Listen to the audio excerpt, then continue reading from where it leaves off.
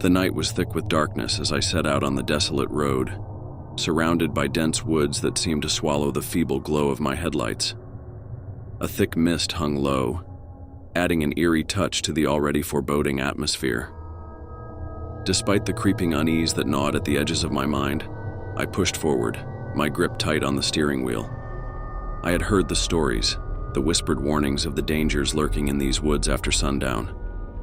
Tales of restless spirits, lost souls condemned to roam the endless shadows seeking solace in the living. But I scoffed at such superstitions, dismissing them as nothing more than the fanciful creations of idle minds.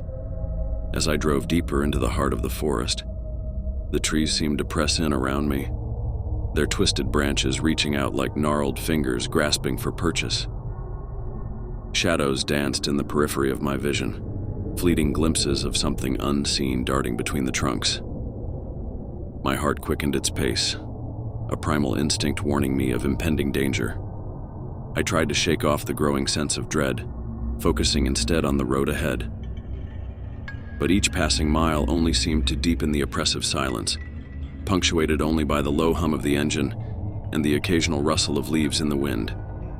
It felt as though the very air itself held its breath, waiting for something sinister to unfold.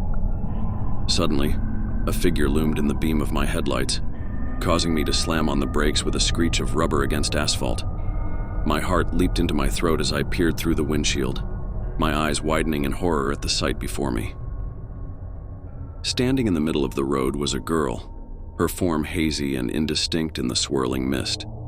She appeared to be no more than a child, her pale dress billowing around her like a specter from a forgotten dream.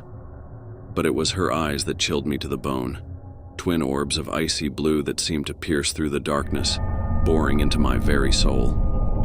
For a moment, we simply stared at each other, locked in a silent tableau of fear and uncertainty.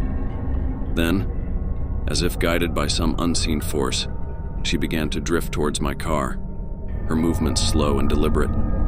Panic surged through my veins, urging me to flee from this unearthly apparition, but I found myself rooted to the spot, unable to tear my gaze away.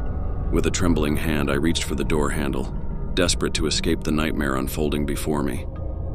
But before I could make my escape, the girl spoke, her voice a whisper on the wind that sent shivers down my spine.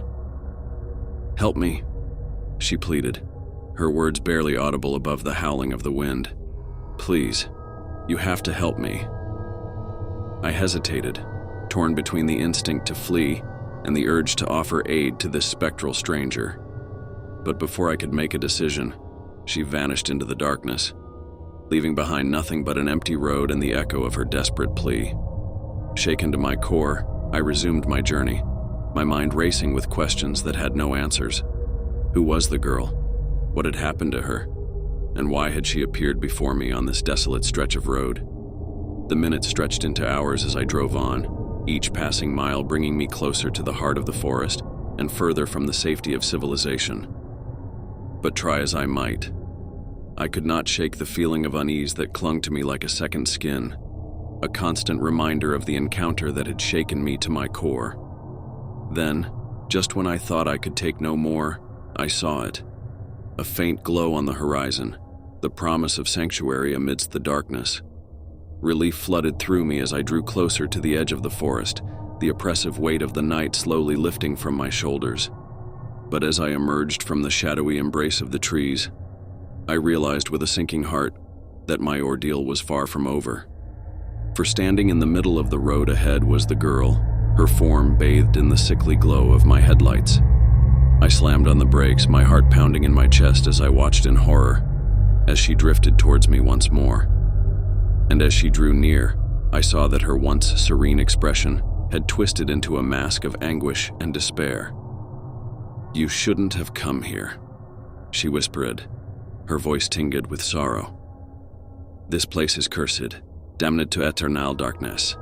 Before I could respond, she vanished once more, leaving me alone on the road with nothing but the echoes of her warning ringing in my ears. Trembling with fear, I turned the car around and fled from that accursed place, vowing never to return to those haunted woods again. But try as I might, I could not escape the memory of the girl's anguished face, a constant reminder of the horrors that lurked in the darkness, waiting to ensnare the unwary traveler. And as I drove on into the night, I knew that some terrors are too great to be left behind, destined to haunt us until the end of days.